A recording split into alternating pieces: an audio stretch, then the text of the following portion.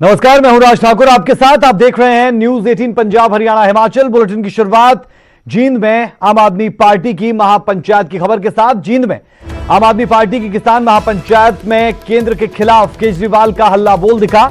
हमलावर नजर आए केजरीवाल केंद्र सरकार पर।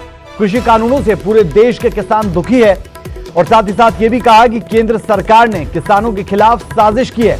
किसानों पर लाठीचार्ज गलत है। रोहतक में लाठीचार्ज की कड़ी निंदा करता हूं, केजरीवाल की तरफ से यह बात कही गई। सरकार को किसानों का साथ देना चाहिए। पंजाब हरियाणा के किसानों ने आंदोलन का नेतृत्व किया है।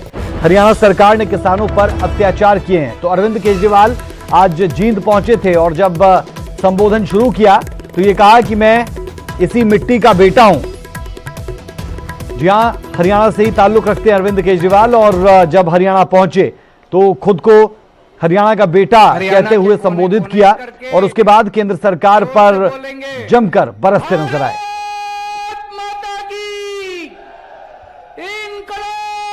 चलिए सीधे रुख कर लेते हैं जींद का, जहां पर रैली थी। संवाददाता धीरेन्द्र चौधरी हमारे साथ जुड़े हैं। धीरेन्द्र, अरविंद केजरीवाल बरसते नजर आए केंद्र सरकार पर, प्रदेश सरकार पर और साफ तौर पर कहा कि हरियाणा और पंजाब के किसान ही इस किसान आंदोलन का नेतृत्व कर रहे हैं। देखिए राज, तकरीबन आधे घंटे तक अरविंद केजरीवाल ने भाषण दिया और अपने पूरे भाषण में भारतीय जनता पार्टी को निशाने पर रखा और साथ साथ किसानों की भी बात कही। उसने यहाँ तक कहा कि पूरे देश के लोगों को किसानों का समर्थन करना चाहिए, ये हर भारतवासी का फर्ज है। और जो व्यक्ति फिलहाल किसानों को समर्थन नहीं कर रहा या विरोध कर रहा है वो देश का गद्दार है और जो किसानों का समर्थन कर रहा है वो देशभक्त है।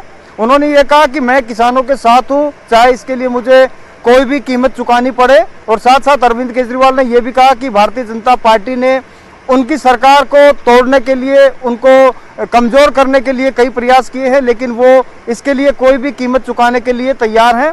उन्होंने 26 जनवरी का भी हवाला दिया कि किस तरह से किसान आंदोलन को सरकार ने बदनाम करने की कोशिश की थी।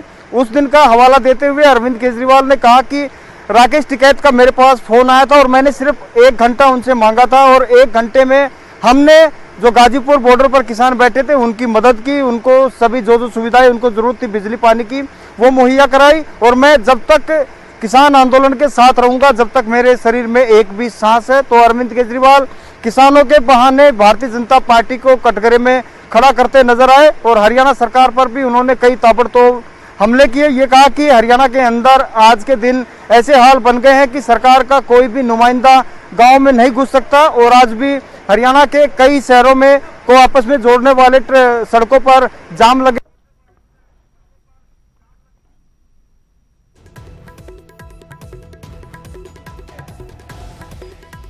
चलिए धीरेन्द्र, बेहद शुक्रिया इस तमाम जानकारी के लिए। और साथ ही साथ अरविंद केजरीवाल केंद्र पर बरसते नजर आए, लेकिन केंद्र के साथ साथ हमने ये भी देखा कि वो प्रदेश सरकार पर भी बरसे और रोहतक में जो लाठीचार्ज हुआ उसकी भी कड़ी निंदा करते हुए केजरीवाल नजर आए।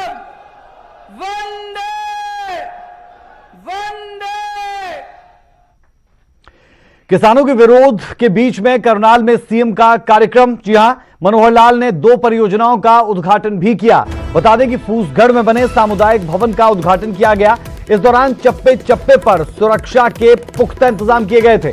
सीएम ने सफाई मित्र उत्थान सम्मेलन को संबोधित किया। कल रोहतक में किसानों ने सीएम का विरोध किया था। आपको बता दें कि फूसगढ़ में बने सामुदायिक भवन का उद्घाटन भी आज सूबे के मुखिया की तरफ से किया गया, लेकिन इस दौरान चप्पे चप्पे पर सुरक्षा के पुख्ता इंतजाम नजर आए।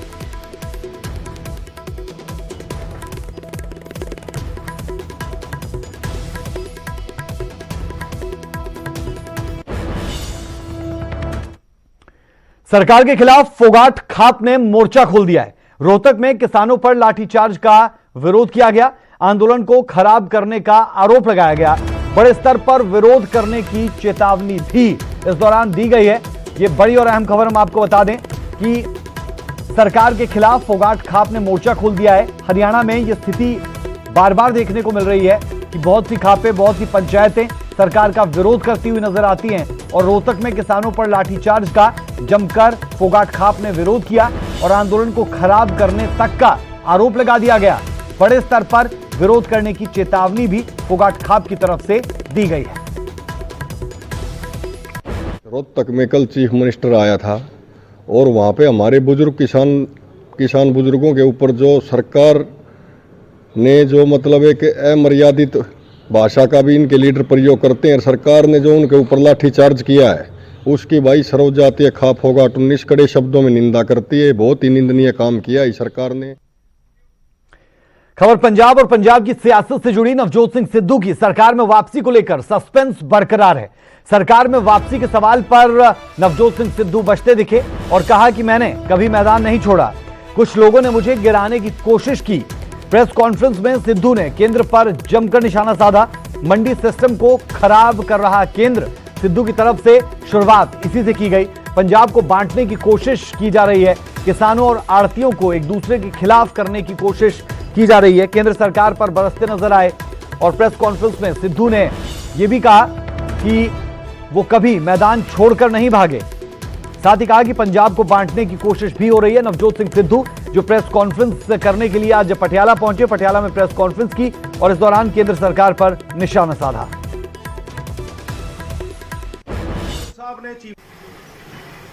उस चिट्ठी दे विच सब तो वड्डा मनसूबा यह है कि साडा age old tried tested successful APMC का जिहड़ा मंडी सिस्टम है उन्होंने अस्त व्यस्त करना, उन्होंने डिसरप्ट करना और पंजाब दे विच एक डिवीजन पैदा करना। भी किसान वीर सब समझते हो वो आड़तियों के खिलाफ खड़े हो जान, आड़ती उन्होंने खिलाफ खड़े हो जान और दोनों पुछ के पंजाब सरकार नूं खड़ के सवाल करन भी थोतो सरकार नहीं चलती, थोतो साडियां समस्यावां दा हल नहीं हुंदा। ये डिवीजन जिहड़े गोरे पैदा करते हुंदे सीगे, ये डिवीजन पैदा करने की कोशिश की जा रही है। और अकाली दल के एक और प्रत्याशी का ऐलान हो चुका है। जी हां, डेराबस्सी से NK शर्मा होंगे अकाली दल के उम्मीदवार। सुखबीर बादल ने रैली में यह बड़ा ऐलान किया। सरकार बनने पर NK शर्मा को मंत्री बनाने का वादा किया गया है। अब तक 5 प्रत्याशियों की घोषणा हो चुकी है। बड़ी और अहम खबर हम अपने दर्शकों के साथ साझा कर दें। आपको बता दें कि अकाली दल के एक और प्रत्याशी का ऐलान किया गया है। डेराबस्सी से NK शर्मा होंगे उम्मीदवार। सुखबीर बादल ने रैली में यह बड़ा ऐलान किया। सरकार बनने पर NK शर्मा को मंत्री बनाने का भी वादा कर दिया गया। अब तक 5 प्रत्याशियों की घोषणा की जा चुकी है श्रोमणी अकाली दल की तरफ से। जहां जहां पर रैली वो कर रहे हैं वहां पर अपना उम्मीदवार घोषित कर रहे हैं और अब की बार NK शर्मा को घोषित किया गया वो अकाली दल के 5वें उम्मीदवार।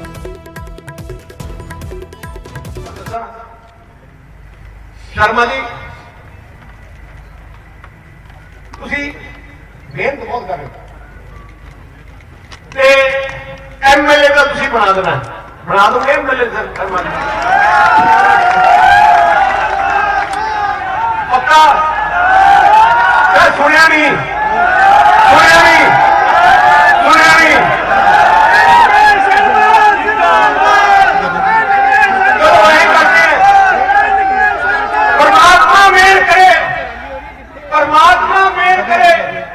परमात्मा मेहर करे, थोड़ा सिर ते हाथ होए, सरकार तुसी अपनी बना लो। शर्मा जी नूं तुसी MLA तो बना दियो। पिछली बार बड़े बादल साहब ने अद्धी झंडी दी थी, आप पूरी दे देंगे।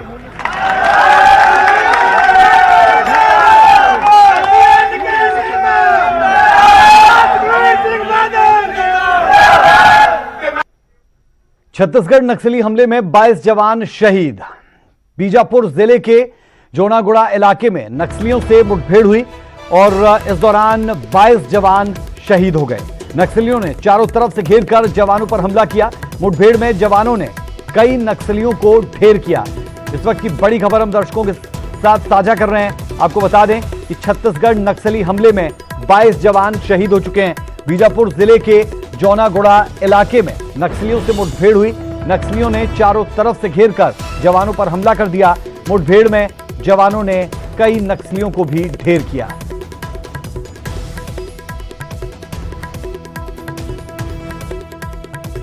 बीजापुर नक्सली मुठभेड़ मामले पर बात करने के लिए हमारे साथ छत्तीसगढ़ के मुख्यमंत्री भूपेश बघेल हैं। सर, बड़ी घटना है, जिस तरह से खबरें आ रही हैं, कई जवानों के लापता होने की भी खबर है। हमारे जवान सर्चिंग में निकले थे और 5 कैंप से निकले थे। एक कैंप पे हमला हुआ, एक कैंप के जो जवान निकले थे और बहुत बहादुरी से लड़े के लगभग 4 घंटे दोनों तरफ से फायरिंग हुई और हमारे जो जवान हताहत हुए हैं, लेकिन नक्सलियों को भी भारी नुकसान हुआ है। जो जानकारी आई है वो 4 ट्रैक्टर में वो लोग जो नक्सली हताहत हुए हैं उनको ले गए हैं।